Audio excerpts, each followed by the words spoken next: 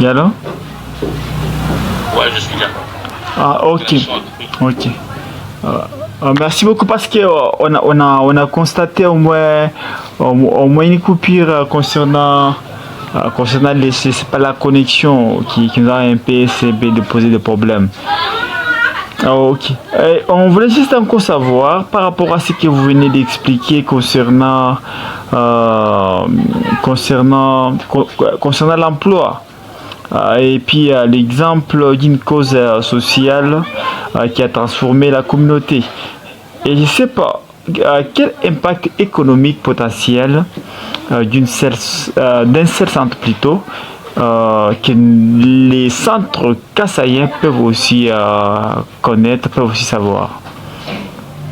Ben, ce qu'on fait au Burkina Faso, ce qu'on fait au Cameroun, puisqu'au Cameroun, on fait aussi des choses. C'est des modèles dans lesquels on va exporter pour le mettre au Kasaï également. Le Kasaï, c'est un peu comme tout le reste de l'Afrique, c'est des agriculteurs. Hein? C'est des personnes qui font de l'agriculture. Okay. En tout cas, je crois. Mais pour ces gens-là, je vous dirais que cela s'applique vraiment de la même façon. Hein? Il faut intéresser les exportateurs du Québec ou du Canada à travailler avec moi. Puis là, je parle des exportateurs kassaïens, hein? Parce qu'il y a des gens du Kasaï qui vivent au Québec, qui sont dans le vêtement d'occasion, qui sont dans différents produits. Quand on a un point d'appui, exemple, avec moi, au Québec, versus le Kasaï, c'est beaucoup plus facile de dégager d'énormes revenus pour être capable de les investir dans la communauté. Okay. Donc, c'est la stratégie que j'ai employée jusqu'à maintenant, qui fonctionne très bien. Il ne faut pas oublier que les gens qui sortent de l'Afrique pour venir en Occident, c'est des gens qui sont, j'appelle ça des diamants. Hein? Okay. C'est des personnes qui connaissent les deux réalités. Connaissent la réalité de l'Occident et la réalité de l'Afrique. Et c'est ces gens-là qu'il faut intéresser à venir travailler pour leur pays d'origine, pour leur province d'origine. Okay. C'est ces gens-là qu'il faut vraiment intéresser parce que ça va accélérer le processus 1000 fois. Parce que l'indice de confiance va être élevé.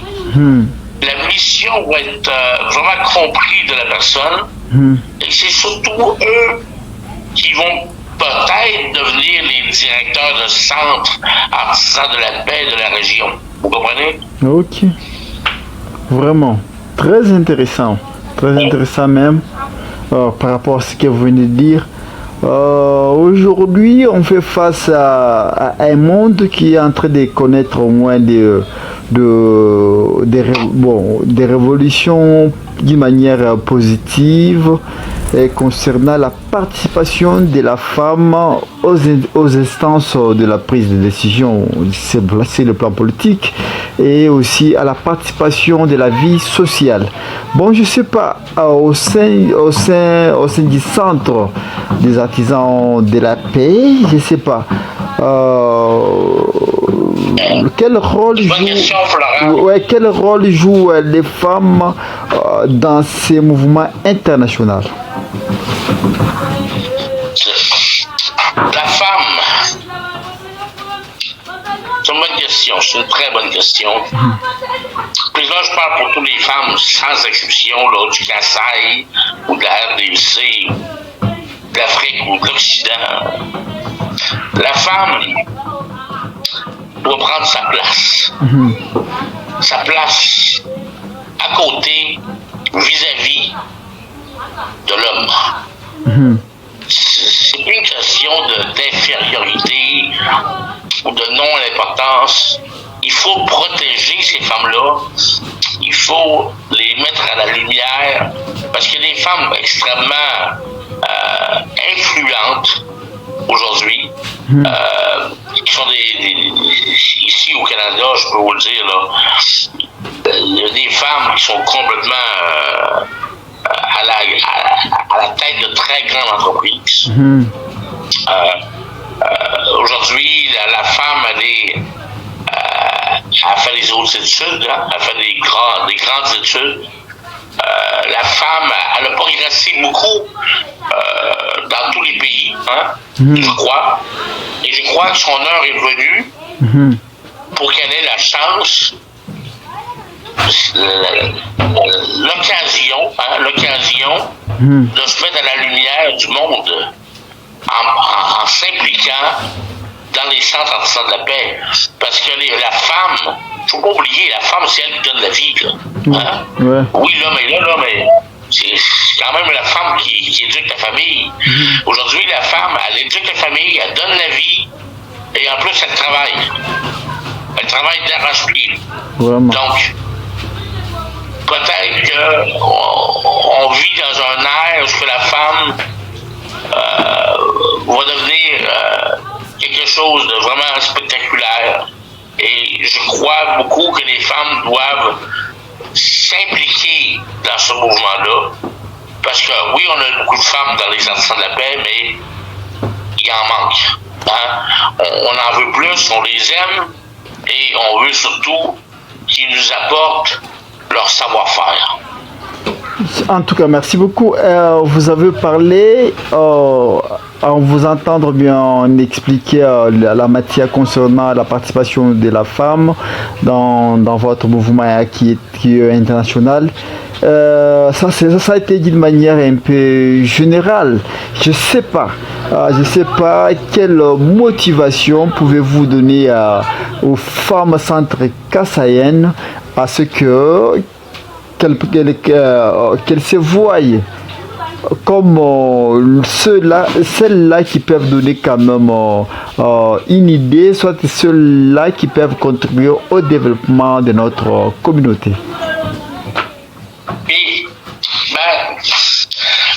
premièrement, on ne fait pas de distinction entre hommes et femmes. Parce que pour moi, c'est une personne qui désire faire la paix. Par contre, si tu es une femme, tu as des choses pas à vendre, mais à expliquer à des hommes comme moi, par exemple. Moi, je suis un homme seul dans la vie. J'étais marié très longtemps, là, mais aujourd'hui, je suis seul.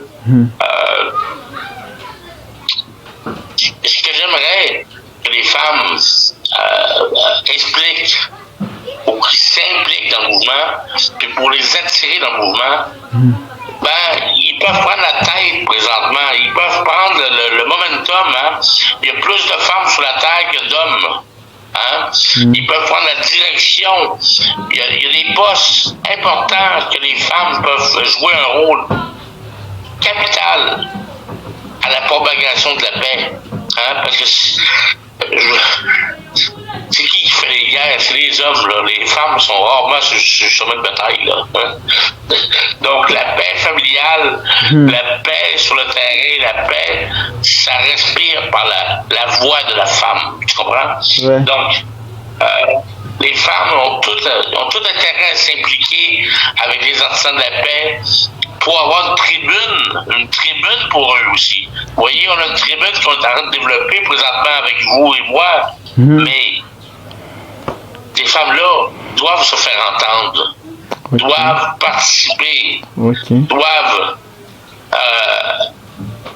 travailler avec nous. Vraiment, ça c'est un message tellement fort. En tout cas, un message fort, je le reviens. Et aussi, je m'excuse encore pour une tautologie par rapport à ce que vous venez de dire. C'est tellement important parce que ça nous fait aussi une idée par rapport à ce que les secrétaires général de l'ONU, Monsieur Anthony Guterres, quand il avait parlé de l'émancipation de la femme, ce que vous venez de dire, en tout cas, c'est net. Vraiment, en tout cas, nous sommes très contents. Même ceux-là qui sont en train de nous écouter, surtout les personnes du genre féminin, ils vous ont bien compris. Alors, je sais pas sur autre angle concernant le financement, disons, du centre des artisans de la paix.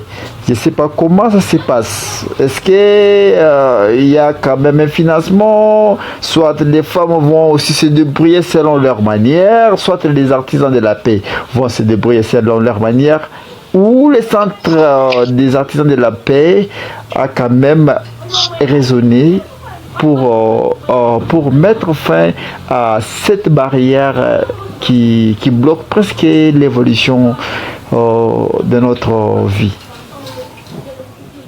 En fait, tu as raison, hein, parce que l'argent, la satanée argent,